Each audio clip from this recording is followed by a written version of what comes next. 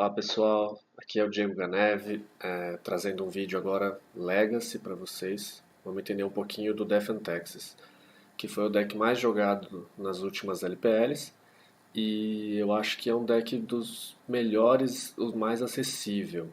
Então tem bastante gente que está montando o deck agora. Eu acho que esse vídeo vai poder ajudar um pouquinho a entender como usar melhor e também para quem vai jogar contra, saber se defender um pouquinho melhor também, né?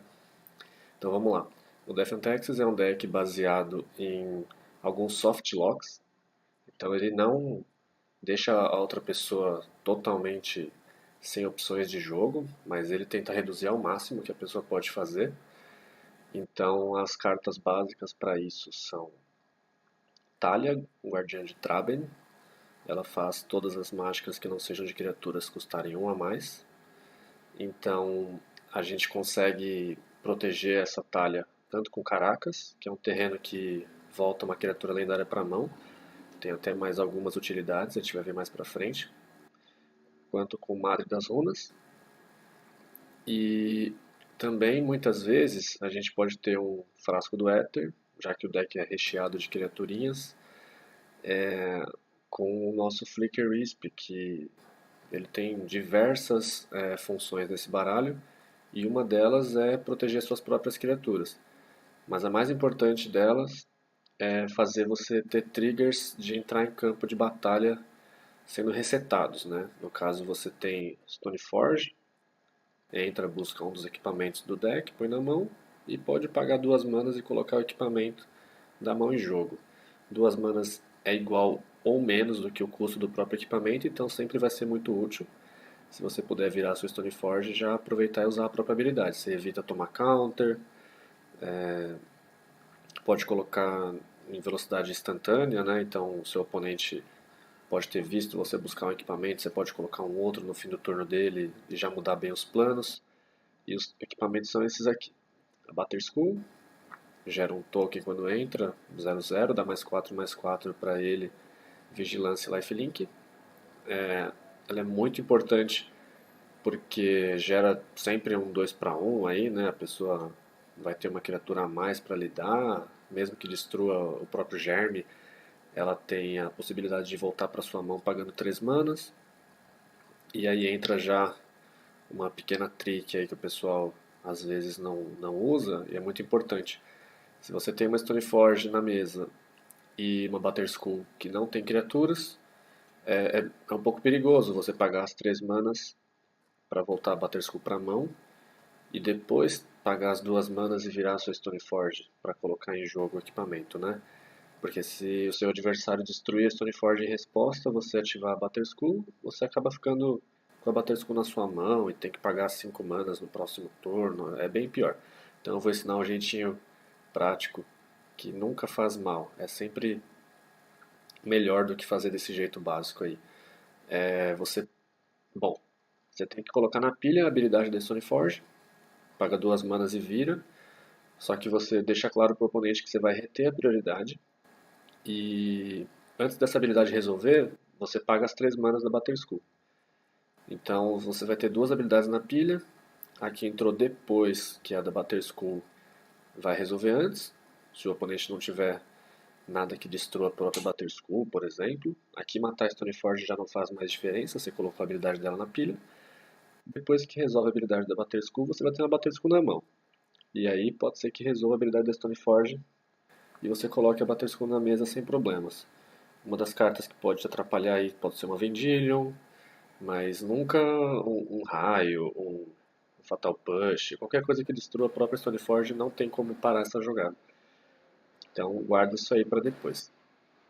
Os outros equipamentos são a Espada de Fogo e Gelo, que dá proteção contra o azul e vermelho, e sempre que você ataca com a criatura, ela causa dano de combate a um jogador.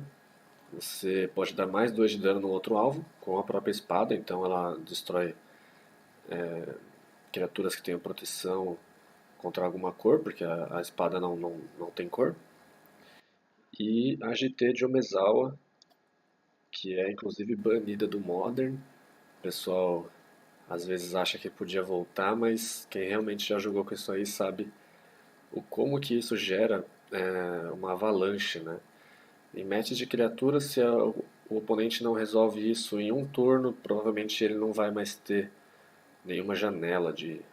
Porque basicamente você conecta uma vez, coloca marcadores, a sua criatura vai ser maior do que as do oponente, porque você pode deixar ela com mais 4 até o fim do turno, pode dar menos um, uma criatura, ou até em duas, ou na mesma, menos dois. E aí você vai continuando colocando marcadores. Isso aí gera uma vantagem quase inalcançável. Então a gente tem aqui o pack da Stoneforge. Os outros artefatos aqui são os frascos do Éter, para você colocar as criaturas em velocidade instantânea em jogo. Também para você burlar um pouquinho a regra do Serra Avenger, que é uma criatura que é um pouco esquecida nas últimas listas, mas eu considero muito importante pelo corpo, né, bem robusto dela, vigilância, voar. O único problema dela é que ela não pode ser jogada durante os primeiros 3 turnos do jogo. Você tem que estar no seu quarto turno para jogar ela da sua mão. Mas do frasco não tem problema algum, porque você não está jogando da sua mão, você só está colocando da sua mão em campo. Então o frasco burla essa regra. E temos outras cartas que vão burlar essa regra também. Pensa comigo, sempre que você usa uma Wasteland, você está fazendo o jogo regredir um turno, certo? Ambos jogadores tinham um ou dois terrenos, agora ele tem o mesmo número, menos um. Então é como se você tivesse voltado o jogo um turno. Mas é claro que essa regra de voltar os turnos não vai contar aqui para o Serra Avenger. Então pode ser que vocês estejam no quarto, quinto turno, ambos jogadores com um ou dois terrenos na mesa. O Serra Avenger acabou de se tornar uma criatura de segundo turno, teoricamente. 3/3, voar, vigilância e tudo mais. O Porto de Richada é uma outra carta que vai te ajudar. Né? Cada vez que você usa o Porto, você gasta um pouquinho dos seus recursos de mana, mas você também tira os recursos de mana do seu oponente. Se você tem um frasco do Éter, por exemplo, uma talha, então cada vez que você faz esse tipo de jogada, você gera um valor maior para você. Né? O oponente está custando turnos e turnos para fazer jogadas simples, enquanto você está desenvolvendo melhor o seu campo. Além disso, o deck teve uma adição boa nos últimos 2 anos, se não me engano, com o Recruta, que na verdade ele é um reprint, mas não é bem um reprint. Né? Ele já existia vermelho, inclusive existiam listas de Death and Taxes com splash vermelho, mas agora eu acho que não tem muito sentido, porque essa própria criatura ela busca diferente do Recruta vermelho, que buscava de poder, né, 2 ou menos. Essa aqui busca de resistência 2 ou menos. E pode parecer que não tem muita diferença, mas na verdade buscar o Flicker Wisp é a maior vantagem que ela tem, até porque o próprio Flicker Wisp tem uma sinergia absurdamente boa com ele, então você pode, a partir de uma criatura única, com 3 manas, você joga esse cara, pega um Flicker Wisp, você pode ter um frasco já para 3, ou mesmo passar o turno, desvirar os terrenos, e usar o Flicker Wisp exilando o próprio recruta, que é o recrutador, né?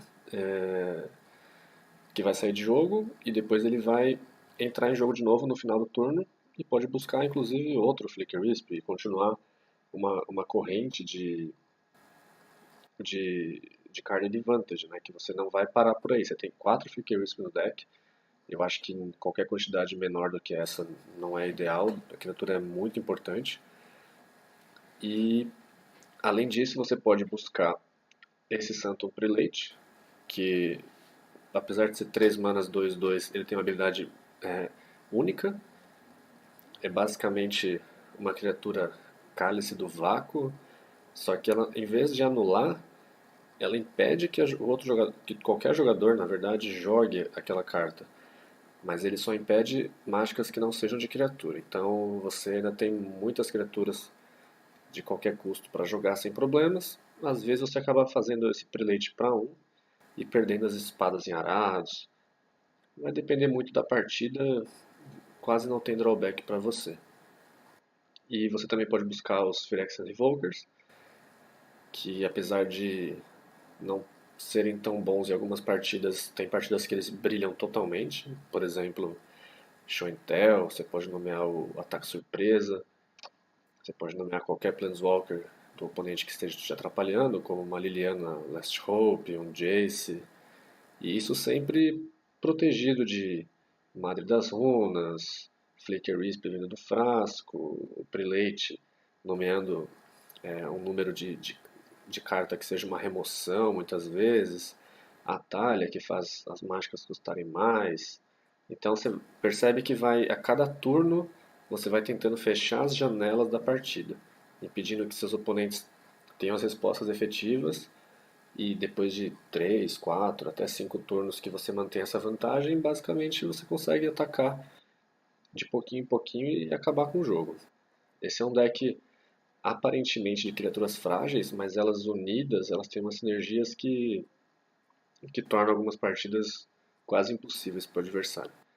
E a última criatura que a gente tem para buscar aqui com o Recruiter é o Palace Jailer, que te torna monarca. E quando você se torna monarca desse jeito, você exila uma criatura do oponente. E essa criatura só é devolvida quando o oponente se torna monarca. Então ele vai ser obrigado a te atacar. E se você não puder bloquear, aí sim você acaba perdendo o monarca. E a criatura volta. E a parte boa dessa criatura aqui é sempre que ele entra em campo. Então é mais uma criatura que o Flicker Wisp vai resetar o trigger de entrar em campo. E o monarca é muito importante também, porque a gente tem algumas formas limitadas de card advantage, não são tantas, e aqui é uma forma que você tem de comprar uma carta a mais no final do turno. Agora vamos para o sideboard então. Eu separei aqui em 3 coluninhas. Essa primeira são os rates de cemitério, mas eles também são um pouco versáteis, né? A Priest pega Show and Tell, pega Elfos, então acaba sendo um rate mais versátil que não é tão bom contra os decks de cemitério, porque custa 2 manas. Mas a gente tem aqui também uma Fada Macabra, que já é melhor contra decks de cemitério muito rápidos. E ela tem uma vantagem em relação a Surgical. Se você tiver no meio do jogo com o Recrutador, você pode usar até mesmo de forma instantânea com o Frasco do Éter. O Recrutador consegue buscar a Fada porque ela tem 2 de resistência. Então você busca a fada, a pessoa acha que está tudo bem, que ela vai conseguir reanimar a criatura, ou mesmo pegar um Punishing Fire do cemitério, alguma coisa assim. E aí você descarta a fada depois e exila aquela carta. E os 2 Resting Pieces também, que são bem importantes. Esse deck não tem praticamente nenhum problema de jogar sem cemitério. Aqui continuando, a gente tem as canonistas, que também podem ser buscadas pelo Recruiter, é importante. E ajudam muito contra combos, decks que queiram fazer mais de uma mágica por turno. Lembrando que essas criaturas 2 manas 2/2, elas são assim os hate bears, teoricamente frágeis, mas lembre que a gente tem aquele plano de mana denial, de Madre das Runas, então cada vez mais as mágicas do oponente vão sendo taxadas e limitadas, então pode chegar no momento que a terceira criatura que você jogue já seja, né, o último prego no caixão do oponente. Eu gosto de usar um Core Firewalker, até porque o Field de São Paulo, vocês devem saber, tem bastante Goblins. E também contra Burning, que você pode ganhar um pouco de vida, reduz o dano, e é uma criatura que você pode confiar que vai atacar com uma Magite sem tomar remoção. E aqui nós temos 2 cartas que também são tutoráveis, que são ótimas para o Mirror Match. Então se você vier para essa cesta na LPL, eu sugiro que você tenha as 2 no seu sideboard com certeza. O meu Manrik Guzari é um equipamento que dá +1/+2 para a criatura equipada. E ela tem a habilidade de virar para destruir um equipamento. Então, a melhor forma de ganhar os Mirrors, vocês já devem ter percebido, é com a GT, né? Todas as criaturas que realmente importam no baralho têm 1 de resistência. Então, você bateu com a GT uma vez, você provavelmente já matou duas criaturas muito boas do oponente e já leva aquela bola de neve que você vai conseguir atacar de novo e tudo mais. E aqui você consegue destruir tanto a GT quanto a Butter Skull, seja qual for, até o próprio Manrique do seu oponente para liberar a sua GT da sua mão para poder jogar na mesa. E a balista também, que é muito importante, você pode buscar com o recrutador. Ela vai custar um pouquinho mais de mana, mas ela é ótima no Mirror, contra decks de criaturinhas muito pequenas. Você pagando às vezes duas manas já matar uma madre que está desenjoada já é muito bom, porque a madre não consegue se proteger disso. Se for lá pro meio do jogo pagar 4 até 6 manas é ótimo, porque cada marcador que você põe aqui é como se você matasse uma criatura do oponente.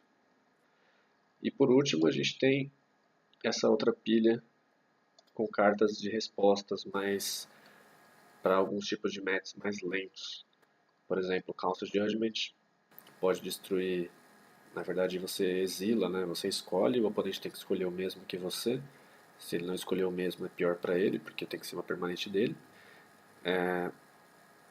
Qualquer permanente que você não controle, então no caso você pode tirar Nemesis da mesa, até Jaces, Progênitos, o que vier, você consegue. Uma Ponte Traiçoeira, a Agulha Medular é uma resposta genérica para várias partidas, que tem algumas formas de destruir seu Revoker, então é como se fosse um Revoker extra que não morre para removal de criatura. E também pode nomear terrenos, que o Revoker não pode. Então serve bem contra lentes também, evitando que ele use o Tespin Stage, né, ou até uma Maze que está atrapalhando quando você vai atacar. Um Gideon, que sempre que o outro deck tiver bastante remoção e estiver jogando um jogo mais longo, pode ser uma carta que vai te ajudar a repor, né, as suas criaturas, porque ele coloca criaturas sem nem gastar pontos de lealdade, então ele tem uma fábrica de 2/2. E também quando os outros decks podem subir Pavor da Noite contra a gente, é uma resposta muito boa pro deck, né? Tem muitas criaturas brancas de 1 de resistência. Então esse encantamento dá -1/-1 para todas as criaturas brancas por apenas uma mana preta. Nesse caso, o Gideon pode ser uma resposta meio desesperada. Assim que ele entra em campo, você já poderia usar o -4 dele e criar um emblema que dá +1/+1 para todas as suas criaturas. Isso aí acaba cancelando aquele pavor da noite. E por último, um Cataclismo, que essas cartas, apesar de não serem tutoráveis, elas têm umas funções similares em alguns matches, então você não quer ter muitas de cada, mas elas são melhores em algumas situações ou piores em outras. Então por isso que eu uso um ou dois de cada um. Então aqui cada jogador vai escolher um terreno, um artefato, uma criatura e um encantamento. Não escolhe Planeswalker e sacrifica o resto. Então no fim das contas, aquela velha história que eu contei sobre o Wasteland, Porto de Richada voltar aos turnos, essa carta faz os dois jogadores voltarem para o primeiro turno, né? Indo para o segundo, assim, você pode fazer com o land drop ainda para jogar. Você deixa um terreno, faz o próximo terreno, que pode até ser uma Wasteland, já destruiu o terreno que ficou do oponente. E aí o jogo recomeça, só que você com alguma coisa legal na mesa. E ajuda muito contra Miracles, que vai juntar muitos terrenos, fazer Jace, até contra elfos, pode ter 6, 7 bichos rápido e tá muito perigoso de você morrer. Então, acho que é isso por enquanto. A gente não vai ter uma liga para mostrar esse baralho ainda, mas estamos trabalhando para esses deck stacks serem um pouquinho mais completos. E faltou uma coisa a dizer sobre esse deck também. Teve a inclusão dessa Ancient Tomb aí nos últimos meses, não é uma carta que você vê na lista antigamente.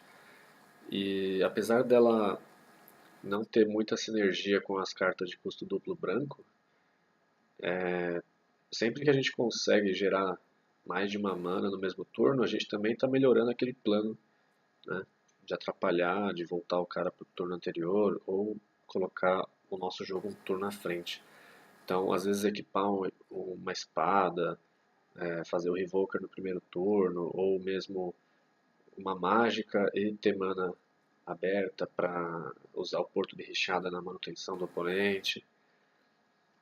Isso aí pode ser totalmente relevante para o jogo. Então espero que vocês tenham aprendido alguma coisa, saibam que vão enfrentar esse deck e boa sorte na sexta-feira. Muito obrigado.